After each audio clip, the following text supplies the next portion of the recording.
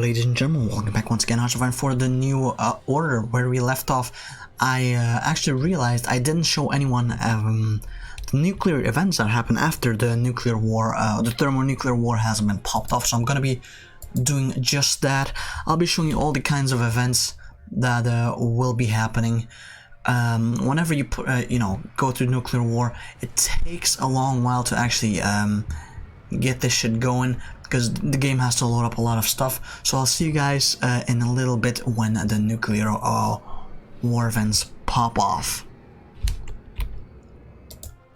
Alright, so it takes some time before the world slowly but surely, state per state, starts to fade away. Now everything is gone and the events can finally start. And this is the first one. He switched idly between the different radio stations, all static of course. The repetitive motion gave him an odd sense of calm and even a feeling of actually being in control of something. As he turned the dials over and over, barely even waiting to hear the static anymore, he thought about all that he had witnessed and been a part of in his long and eventful life. He had fought in the fiercest of theaters of the wars of China as a colonel. He had helped capture the Pacific Islands as a newly minted general. He had seen the devastation of history's first nuclear strike as a seasoned division leader. The bomb, the image had stuck in his mind. He remembered everything about it so vividly, as if he was being deliberately mocked by his own memories. Although he would never admit it to anyone, the general had always been somewhat ashamed by the need to rely on such a weapon to repel the Americans during the war. A weapon requiring no skill, required no courage, no effort at all to use. It would be with weapons like that, he thought as he poured himself a cup of sake, that humanity would bring an end to itself. Was all this some type of divine punishment for their greed? He would not be surprised if that theory turned out to be true. Such things had happened before after all. Did the gods not defend the Japanese people when the Mongols attempted to invade centuries ago? That time favor had been on their side against a greedy and unrelenting foe. But this time he drank the last of his sake and sighed deeply. Perhaps this was a kind of justice in a sense for all their collective crimes. He felt that his head grew heavy as the alcohol took effect and no longer had the energy to care about the bombs that were beginning to fall. Perhaps a divine wind will clean the slate. So yeah, you get to see the perspectives from different kinds of nations when the atom bombs strike. From what I can tell, the events are the same no matter who you drop the nukes with. So yeah, let me let the time pass by. So it's always the same from the few times that I've seen it. But yeah, I'll see you guys in a bit for when the next event pops off. Ave Maria. Jin can see it still, sometimes. In the broken pillars and shadows of the dead houses, she saw reflections of the Nagasaki that was before the bombs. She had only seen it a few times as a girl in the old world, but she could remember it even now as it was only yesterday. Two of her great-grandchildren were rowing the boat. They told her that they were only bringing her back for Christmas, but she knew the truth. They were bringing her back home to die. It was inevitable, as she had long ago stopped fearing it. When you nurse the modern leper, it is only a matter of time before the disease takes you too. A lump the size of a dumpling had formed on her neck, making it hard to eat, but fortunately there was no shortage of people to help her chew. Back when Nagasaki was not a memory and Japan was more than a myth, she remembered the fear that one day there would be an agent for the emperor, one smart enough to see through the metaphors and symbolism. On Ikutsuki, they worshipped one god, and he did not need a palace on earth to live in. For years they had hidden in behind a great fortress of mystery and misdirection, but no longer. Now, at the end of the world, they are free. They approached the island now. A spire she did not remember appears first, the bright and beautiful. It rings out now. The bells are the most beautiful sound she had ever heard.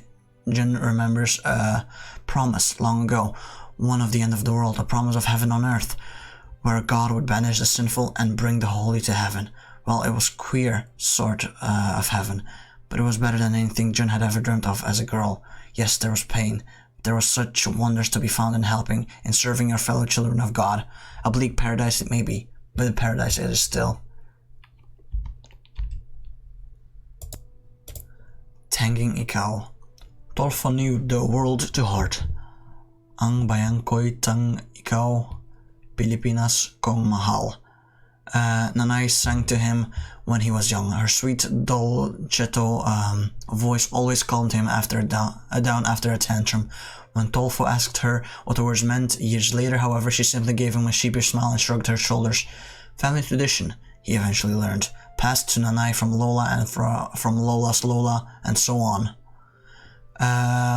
What was Pilipinas anyhow? Was it a place from the old times? Was it an idea people used to rally around? Where did it come from? The lyrics would have answered his questions, he was certain. Now, if only he knew how to translate that language. As song on the radio drew to a close, Tolfo let his thoughts wander astray. Its lyrics flew like a majestic bird in the mind's eye, speeding up and slowing down, rising and falling to the beat and tone. It made loops and twirls across the blue sky. It flapped mightily, tossing gusts that blew dust clouds below. In his mind, the bird felt free as it flew, just as he felt free when he listened to his old lullaby. With a smile, Tolfo sang the last of the song as he did and did not understand.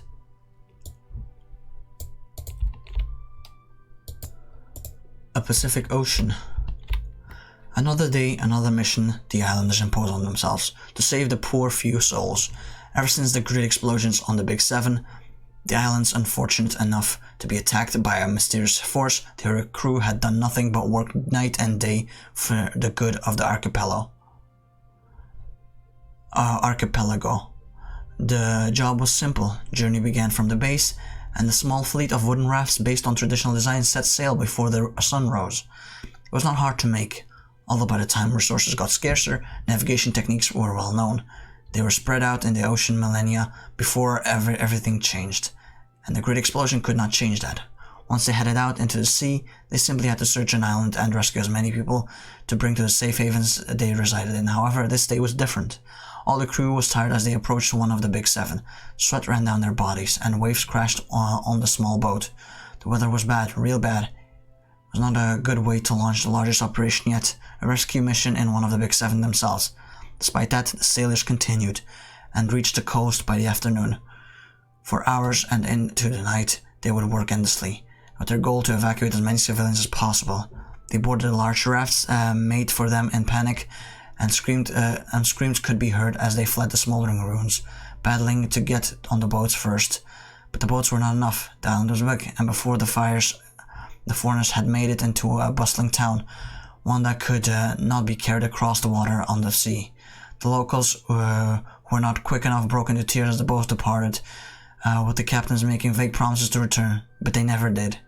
The island remained in isolation for centuries, and no one would be coming to save them. Perhaps not all hope is lost. Swallows and Amazons. Shang was frightened. He knew he shouldn't be. But for Buddha, teaches us to be detached from mundane affairs and focus on higher things. But ever since his name was pulled into monthly raffle, he was on edge. He was a tribute, an offering to the raiders outside of the monastery walls. Ever since the raiders had left him at the monastery gates, they were the whole world to him.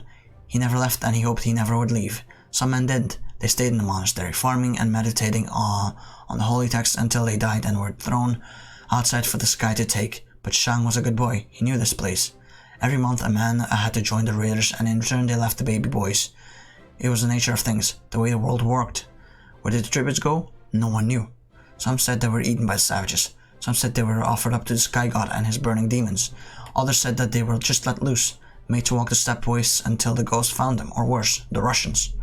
Before he had left the monastery, the elders shaved him and washed him, wrapping him in a clean robe. It was meant to be a day of glory and honor, but Shang felt like a man preparing for his own funeral. Shang ate one last meal before he bowed before the painting of the Buddha and left for the gate. His friends gathered around him to see him off. Some gave him a half smile, some were in tears.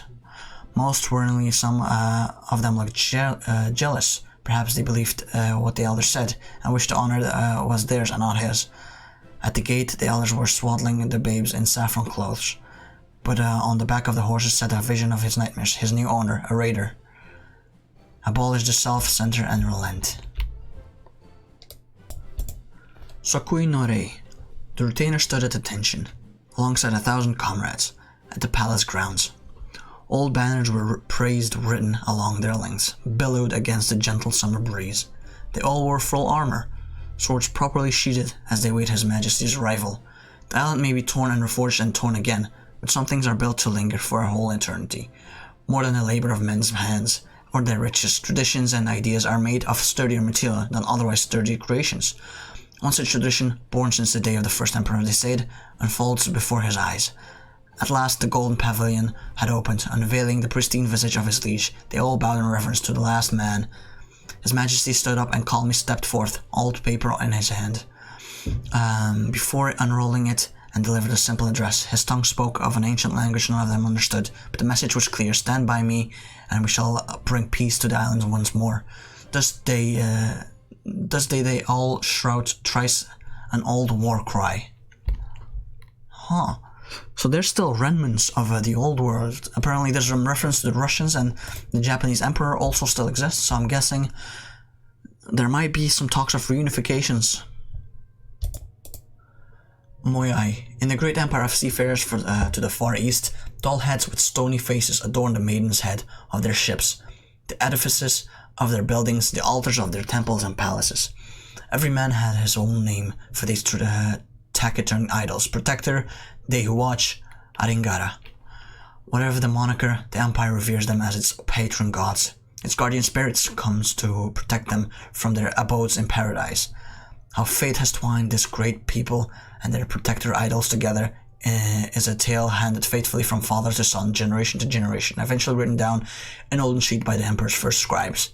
Though time and human fault have muddled the finer details of the story, its broad brushstrokes remain universally the same.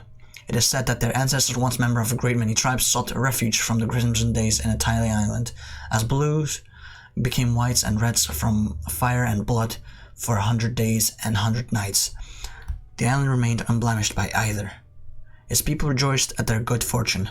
When they sought the cause, all turned tall, stern visages made of stone. Ancient power, its old elders said, seeped from the chiseled orifices, effusing the island with a powerful barrier that steeled volcano arrows away from the island. Thus did the people craft facsimiles of their guardians, so to bring their protective powers with them. Ages have passed and civilizations have born of this tiny island have since risen and fallen. But gratitude for their forebears' protectors remains strong. One cannot walk the streets of Mawaiki without tiny heads of wood, stone and metal gazing at them from houses and shops. The first men to set foot on the new world owed their lives to the stony-faced heads of the little islands, and their descendants honor both by perpetuating the trust for the future to come. May their protective gaze envelop us all. Kings on the Mountain. When the endgame none saw fit to bathe the slopes of the Himalayas in hellfire.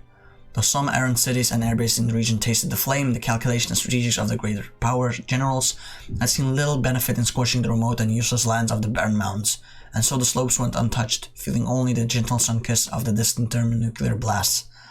And in time these mountains would become a home to the mighty kingdom.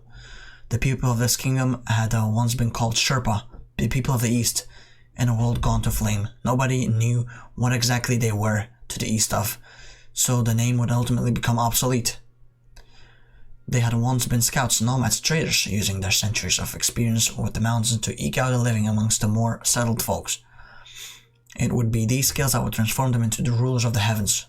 Unconstrained by the old states that kept them down, the Sherpas would create a nation that linked the two sides of Asia separated by the great mountains, utilizing their unique knowledge of the mountains to guide traders through otherwise impassable terrain. As wealth from the other side, other new kingdoms flowed through their lands, the Sherpas became the dominant force in the mountains, driving trade and commerce across the continent. Their markets became forces in their own right, and the competitors, and finally behemoths of the trade greater than the sum of their rivals. At the base of Jomolangma, a great capital would be built that would cement the power of the men of the mountains. In time, they would cease to be known as the power of the East and would take the name that most of the envious nations would call them. They were therefore and forever known as the Nampa, the people of the sky. On the slopes of heaven, a new power rises. Man, that's so interesting and actually so true as well. You know, sure, they'll nuke, when the big boy nukes fly off, they'll probably nuke most of the important, most populated lands. But there's bound to be some islands, some tiny nations, some cities even, that remain mostly untouched, that will probably grow up more powerful than the remnants of the old world, simply because they don't have to deal with the constant chaos and death and radiation that the places that are being hit would deal with. So I'm guessing, like, yeah, over in here would be pretty safe. I'm guessing most of Tibet would also be kind of safe. And these islands, just like they said, the island folk that ran away from here, from the mainlands, would also be kind of safe. Maybe Cuba? I don't know. Because in this world they're not that important. Madagascar wouldn't be safe considering they were a colony of the Germans. Yeah, maybe Iceland and Greenland as well would be safe. That would be my guess. But everyone else would just be completely devastated. Remembrance Day. The first year after the end of all things was the hardest. Mass starvation, disease, radiation, the death of hope. As mankind's light flickered and waned, most believed that their demise would be forgotten, as would humanity as a whole.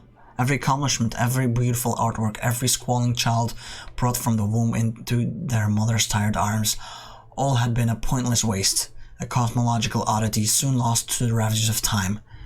It started in different ways, in different places, and some took longer than others, but the first commemorations of the old world began a year to the day after the bombs fell, give or take a few sunrises.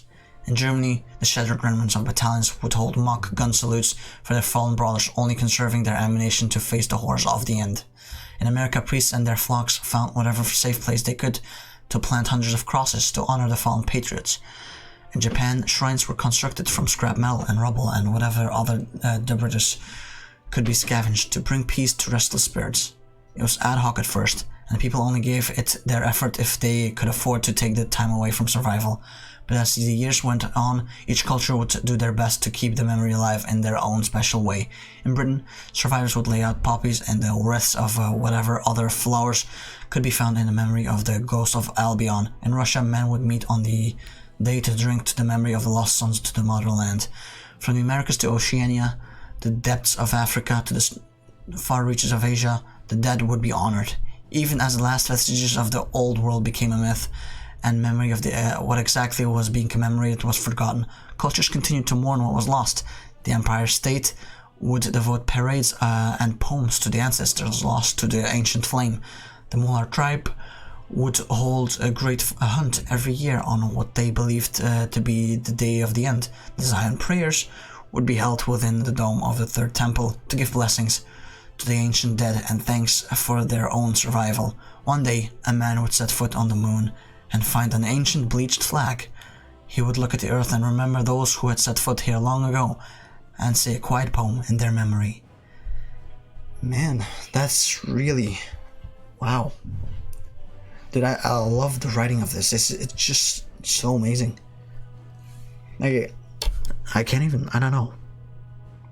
There's nothing else to be said, really. It almost brings a tear to your eye how beautiful it is, right? The somber melancholy, just everything. At the going down of the sun in the morning, we will remember them. Far above the earth mankind flew. Millions sat and watched the heroic flight. As what many thought was the first time man has ever dared step foot on alien soil was broadcast across the world. Great nations sat in silence as the shuttle made its shaky way out of the atmosphere of humanity's cradle, breached the atmosphere that kept them safe, and began its journey to the moon, which had sat and witnessed to all the man's folly and all the man's triumphs. To the hushed breaths of those on the home front, the shuttle slowly landed upon the grey observer. Men made slow strides for their metal vessel, and observed a landscape thought unseen by man from anything besides a telescope. Proudly they jumped forward, flag in hand, broadcasting their words for all to hear, but what they saw in the distance surprised them. The mission changed, conclusions mounted, and the explorers ventured far out what they had originally planned. They found another flag, bleached long white by untold centuries on the surface. In that moment, millions of scientists and historians and archaeologists set mouths agape as what was once a fairy tale passed down from the immemorial sat as if it was in defiance of these new interlopers. Carefully, they removed the flag and replaced it with their own, the final untouched monument to a lost humanity, brought home to be studied and observed, perhaps until the next flag would be planted on the surface of the moon. And as their ancestors dreamed, they dreamed. And it's really amazing. Centuries after the fall, they slowly rose up again and went to the moon, only to find the old American flag on there. Well, it might be American, it might be also be German, because in this timeline, there's like a chance it could be Japanese, German, or American. From all of us to all of you, thank you for playing the New Order. We hope you enjoyed it. Next time though, try not to end the world. Well, I'd say it was worth it. The events were absolutely amazing. Man, who wrote this? I genuinely want to know who is the writer for the New Order. He is so good. Or she, that's also possible. Though I'm guessing it's most likely a small team of people. Either way, whoever it is, whoever they are, they're very talented. And I hope they write a book about, the New Order in general. I'd love to read a novel like this. It's absolutely amazing. And in fact, if they don't have any plans, I would love to do it on my own. Like the Cheetah campaign, I absolutely fell in love with the story. It was so great. Maybe I should just contact them somehow. I mean, if they'll even answer me. I'm sure they're very busy. But I'd love to see a story written about various, leaders in the New Order, various events. There's just so much to be had in here. This world is richer than anything I've ever seen. But anyway, that's pretty much it. Those are the events. So my initial observation was actually wrong. That there's actually different events as well. I remember an event where people on a ship would constantly broadcast the same thing over and over again on my first nuke campaign. This didn't happen this time, so I'm guessing it's either randomized, the event chain that you get, or it's based on which nation you play as. I don't remember who I played as last time. I'm thinking it was after I played as Burgundy that the events popped off. But yeah, that is pretty much it. I do hope you've enjoyed it though. Make sure to leave a like, comment, and subscribe if you did. Hopefully I'll see you next time, and hopefully you have a nice day. Bye bye.